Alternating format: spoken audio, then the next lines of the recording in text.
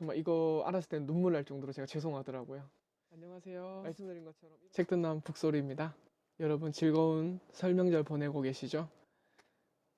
벌써 마지막 날이네요. 지난 1월 19일 저는 이제 교보문고 광화문점에 갔는데요. 인트로랑 아우트로 보시면은 나오는 화면에 보시면 그 교보문고가 나옵니다. 왜 갔냐면은 이제 김창욱 강사님 만나기 위해 갔습니다. 여러분 보라쇼라고 혹시나 아시는지 모르겠어요. 나중에 혹시나 기회가 된다면 제가 포스팅 할 텐데 정말 좋은 강연회도 있고 보라 런치라는 작가님들과 식사할 수 있는 시간이 있거든요. 많은 분들이 몰라서 너무 아쉽던데 나중에 기회가 된다면 제가 한번 포스팅 하겠습니다. 네, 오늘의 책은 바로 그 김창국 강사님이 쓰신 이 책입니다. 네, 지금까지 산 것처럼 앞으로도 살 건가요? 보여줬는데 엄청 거부감을 가지는 거예요. 그래서 저는 맨 처음에 왜 그렇지 그걸 생각했는데 제목을 다시 한번 보니까 그럴 수도 있겠다라는 생각이 들더라고요. 다시 한번 제목을 보면 뭔가 추궁한다는 느낌을 받지 않습니까? 지금처럼 살 건가요? 뭐 이런 느낌? 그런데 사실 김창국 강사님이 하고 싶은 말씀은 그게 아닙니다. 책 내용을 보시면 이제 마지막 말미에 이런 말이 나와요. 바로 당신이 지금까지 산 것처럼 앞으로 잘 살았으면 좋겠습니다. 이런 말을 하기 위해서 김창욱 강사님은 조심스럽게 이 질문을 던지는데요. 머릿말을 보시면 또 이런 말도 나옵니다. 정말 공감이 되더라고요. 강연장에게 오신 분들께 가끔 물어봅니다. 지금까지 산 것처럼 앞으로도 살고 싶냐고. 그러면 몇몇 분이 대답을 한다고 해요. 그렇게 살고 싶다고. 그런데 당신의 자녀도 그렇게 살기를 원하느냐? 라고 물으면 아무도 대답을 하지 못했다고 합니다. 이 책에서는 많은 부분 무의식에 대해서 이야기를 합니다. 반복해서 들었던 말이 나의 무의식을 만들어 갑니다. 그 무의식이 나의 의식에 영향을 주고 그렇게 영향을 받다 보면 어느 순간 그 삶의 운명조차 바꿔버린다고 합니다. 무의식의 힘 정말 무섭지 않습니까? 읽으면서 저는 1만 시간의 재발견이 많이 생각났습니다. 1만 시간의 재발견에서 말미에 가면은 이런 말이 나와요. 사람들이 말하는 대로 된다고. 말 듣는 대로 되고 말하는 대로 된다고. 평소에 어떤 말을 해야 될지 또 어떤 말을 해줘야 될지 많이 고민해야 될 부분 같습니다. 그리고 저는 이 책을 읽으면서 내 안에 잠든 거인을 깨워라의 토니 로빈스가 많이 생각났습니다. 토니 로빈스가 그 책에서 이런 말을 했습니다. 수준이 있는 질문이 수준이 있는 인생을 만든다. 이 책은 질문이 많은 책입니다. 천천히 읽으면서 그 질문에 대한 답을 스스로 생각하면서 읽으면 정말 큰 도움이 될 것 같아요. 저도 제가 하는 말, 행동들을 많이 생각해보는 계기가 된 책입니다. 바쁜 세상을 살면서 스스로 돌아보거나 질문할 시간이 없지 않습니까? 근데 이 책을 읽으면서 정말 그런 질문들을 많이 해보는 시간이었어요. 난 지금 무엇을 원하나? 왜 이것을 하고 있나? 근데 한 부분이 좀 이해가 안 되더라고요. 그 부분을 함께 나눠봤으면 합니다. 비록 진정한 꿈이 아니더라도 그 일을 10년만 해보라. 10년이 지나면 당신은 기능장이 될 수 있다. 기능장이 되어 돈을 벌고 그 돈으로 시간을 살아.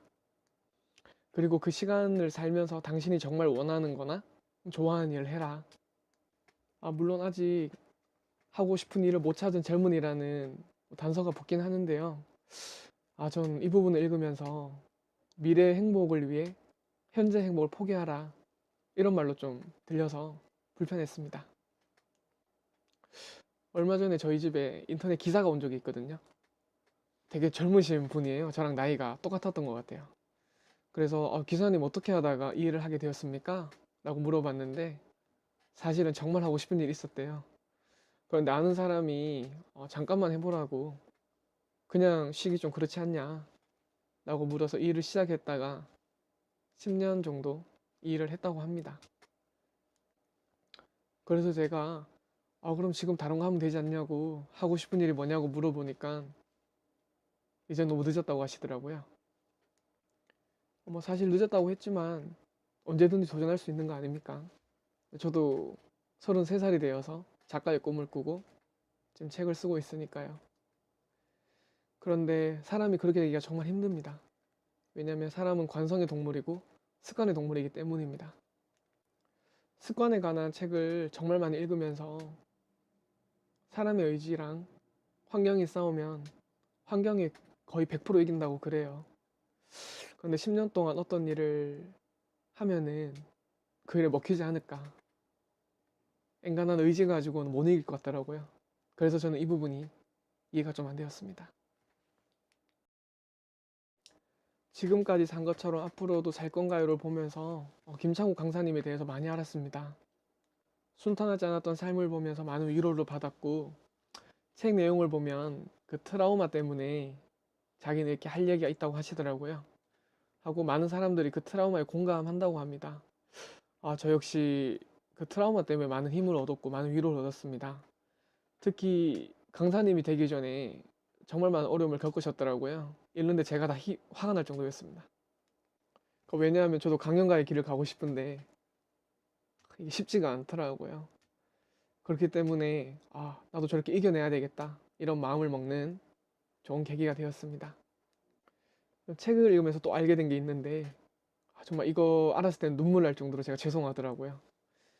말씀드린 것처럼 1월 19일 날 전 김창욱 강사님 만났는데 사인을 하는 동안 제가 3마디 정도로 건넸습니다. 왜냐면 같은 제주도에 살고 또 제가 너무 좋아하는 분이기 때문에. 근데 표정에 변화도 없으시고 한마디 말씀도 안 해주시는 거예요.